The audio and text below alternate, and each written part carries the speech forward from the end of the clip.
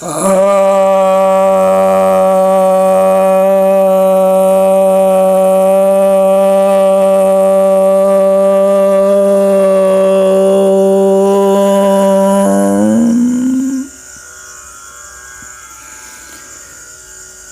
भक्तजनों को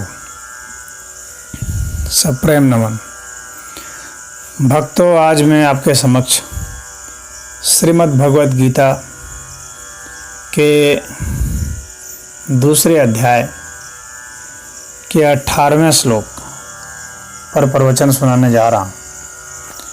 भगवान कहते हैं, श्री भगवान उवाच अंतवन्ते मे देहा नित्यसुक्तः शरीरिणः अनाशिनो अप्रमेयस्य तस्मात् युध्यस्व भारत। अर्थात यह जो आत्मा है यह अविनाशी है, अप्रमेय है, शाश्वत है।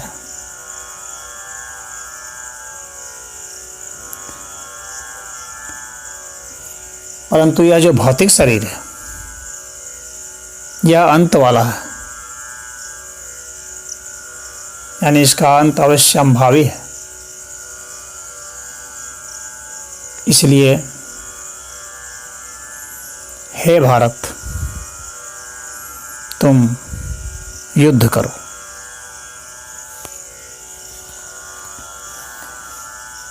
यहाँ भगवान ने अर्जुन को भारत से संबोधित किया है। भारत अर्थात जो दिव्य प्रभा ज्ञान रूपी आभा में लीन है, वह है भारत।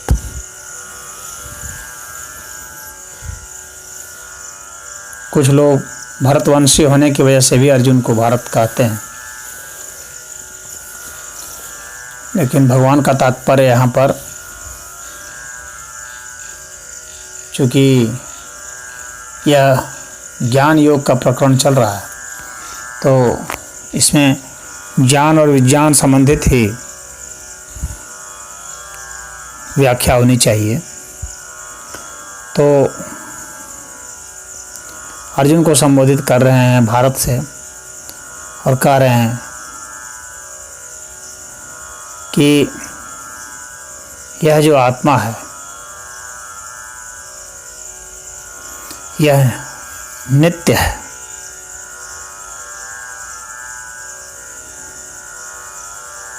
तो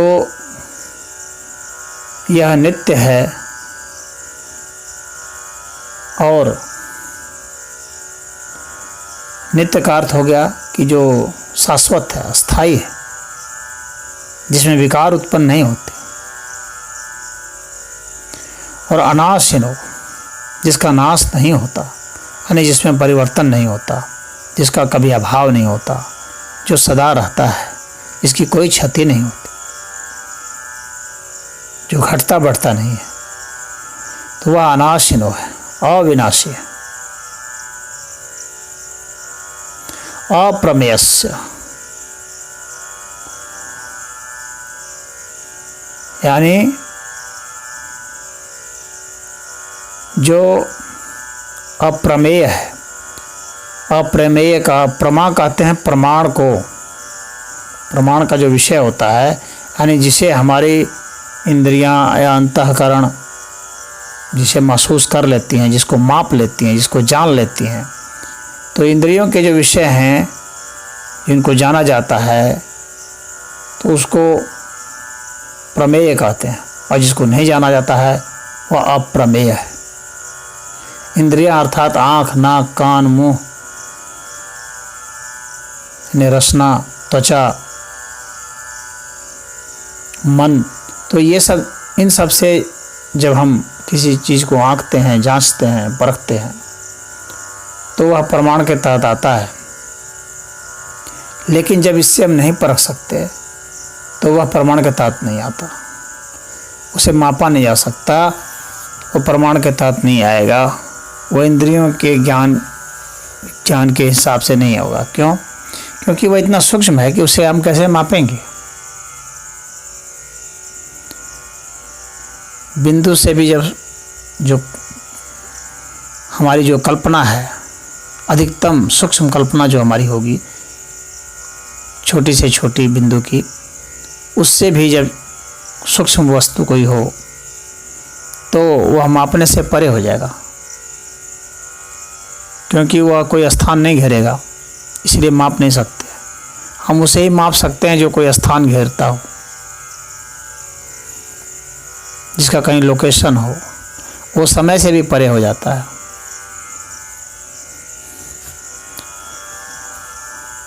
उसका कोई द्रव्यमान भी नहीं होता, तो ऐसी स्थिति में उसे मापा नहीं जा सकता, वो अप्रमेय है। तो भगवान यहाँ पर यह कहना चाह रहे हैं कि आत्मा जो है अप्रमेय है, यानी उसका कोई वह नहीं है, कोई स्थान नहीं घेरता हो, इसलिए सर्वव्यापकता उसमें होती है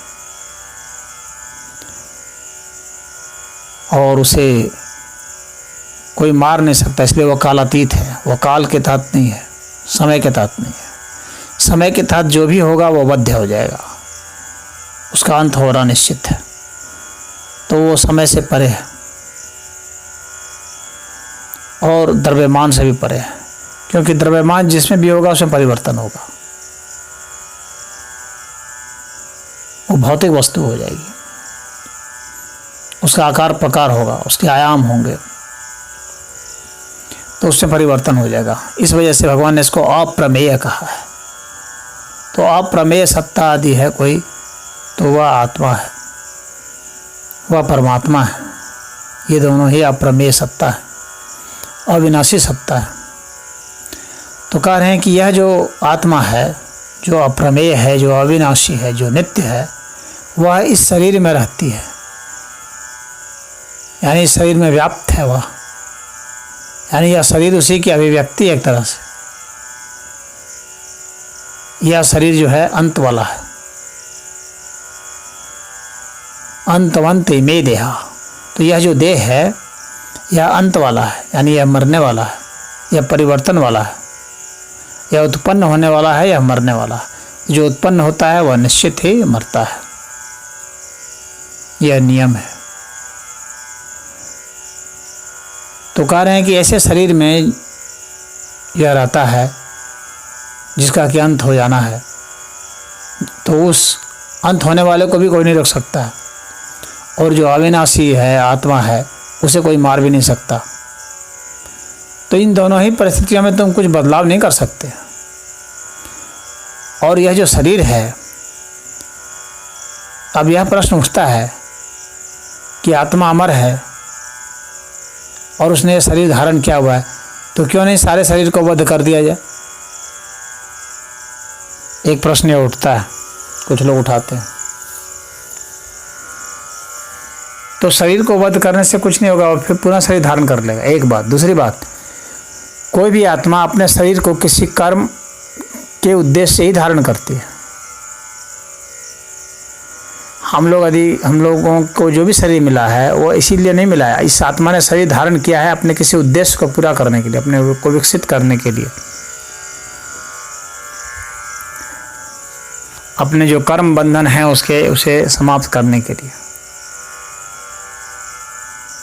तो उसने अपने जो लक्ष्य बनाए हैं और जिस लक्ष्य से शरीर धारण किया है, क्योंकि चेतना सर्वबली है, तो उस लक्ष्य के पूरे होने के पहले तक शरीर का नाश भी नहीं होता। यानी ये जो पूरा अस्तित्व है उसके उस संकल्प में शामिल होता है,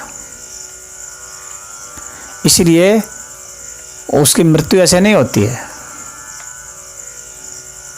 जब उसके वह कर्म पूरे हो जाते हैं जिसका वो संकल्प किया रहता है, तो मृत्यु अपने आप होती है। तो आत्मा किसी संकल्प से शरीर धारण को करती है, उस संकल्प के पूरे हो जाने के बाद शरीर के रहने का कोई मतलब नहीं होता है।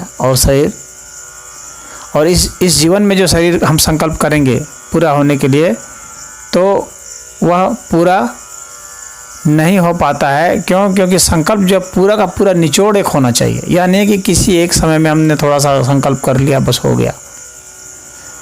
तो हम एक एक चीज़ को बोध करके और उससे फिर हम उसका एक हम सार पाते हैं, उस सार से फिर हम मुक्त होते हैं। यानी कभी व्यक्ति ने लोभ कर लिया, कभी मोह कर लिया, कभी क्रोध कर लिया, तो हर जीवन में इस तरह से किसी में देखेंगे यदि किसी के दुर्गुणों को चाहे सद्गुणों को, तो देखेंगे कि कोई ना कोई सद्गुण उसमें हावी है या कोई ना कोई दुर्गुण उसमें हावी है। तो जो दुर्गुण हावी है या जो सद्गुण हावी है उसका ही उसने संकल्प किया हुआ था, वह उसके जीवन का सार था, वह उसके इस शरीर को धारण करने का सार था। और जब उसने उसको धारण कर लिया, जब उसको भोग लिया, सुख को या दुख को, सद्गुण को या दुर्गुण को, हम दोनों को ही भोगते हैं। जब हम उसे भोग लेते हैं तब उस भोग से हम जो है उपराम होते हैं और तब आत्मा जो है उस संकल्प से विमुक्त होती है। अब उसके जो है हमारे संस्कार नहीं बनते हैं चित्त पर, तो ही हम जो है शरीर से मुक्त होते हैं। यह शरीर हम लोग को सामान्यतः 3 प्रकार का शरीर माना जाता है। शरीर के 3 विभाग हैं इस आधार पर कि शरीर का निर्माण के आधार पर, स्थूल शरीर, सूक्ष्म शरीर और कारण शरीर, ये 3 शरीर हैं। और संज्ञा के आधार पर 7 शरीर हैं, यानी विभेद के आधार पर 7 शरीर हैं। जैसे भौतिक शरीर है, भाव शरीर है, सूक्ष्म शरीर है, मनस शरीर है, प्राण शरीर है, आत्म शरीर है, ब्रह्म शरीर है।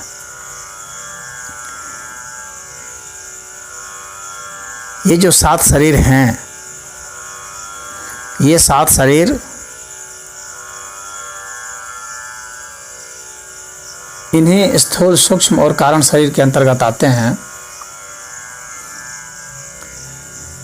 तो ये जो 7 शरीर में से ये जो स्थूल, सूक्ष्म और कारण शरीर हैं, तो यह जो आत्मा है इन तीनों शरीरों को धारण करने कारण ये सब सारे जो शरीर हैं ये अंत वाले हैं, विनाश वाले हैं।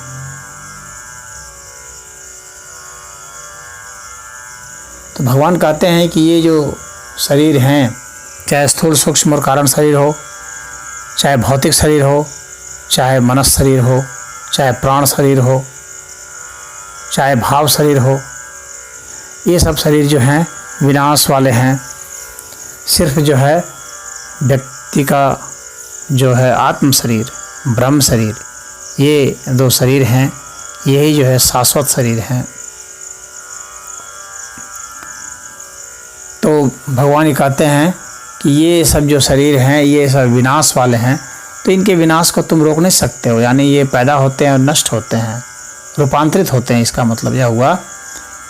तो इसको तुम नष्ट नहीं, जो होने वाले नष्ट हैं उनको तुम रोक नहीं सकते हो, और जो नहीं नष्ट होने वाले हैं आत्मा, परमात्मा, उनको तुम नष्ट भी नहीं कर सकते हो।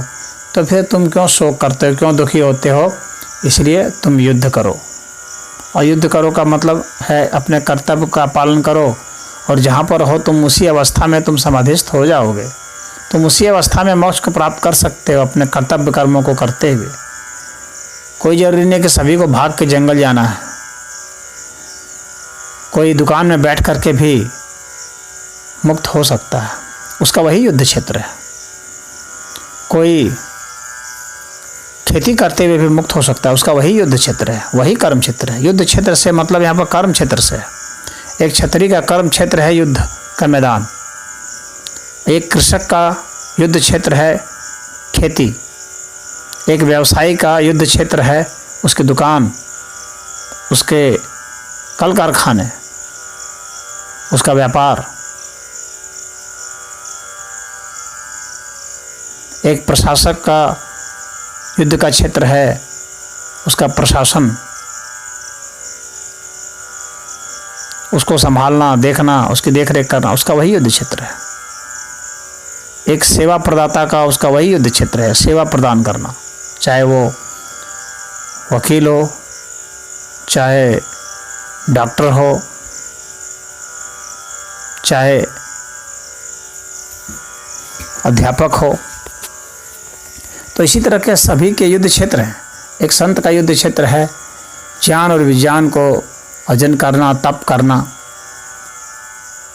स्वाध्याय करना और फिर जो है सबको उपदेश देना, अच्छे पथ पर सबको ले जाना।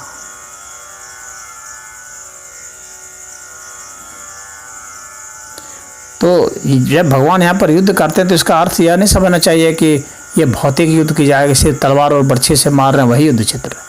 जब यहाँ युद्ध की बात वे करते हैं तो हर क्षेत्र का अपना अपना युद्ध है।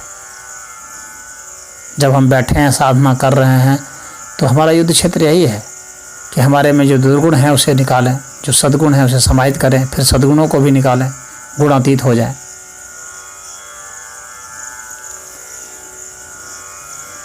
हमारे में जो आवेश है, जो मोह है, क्रोध है, लोभ है, द्रोह है, ईर्ष्या है, राग है, द्वेष है,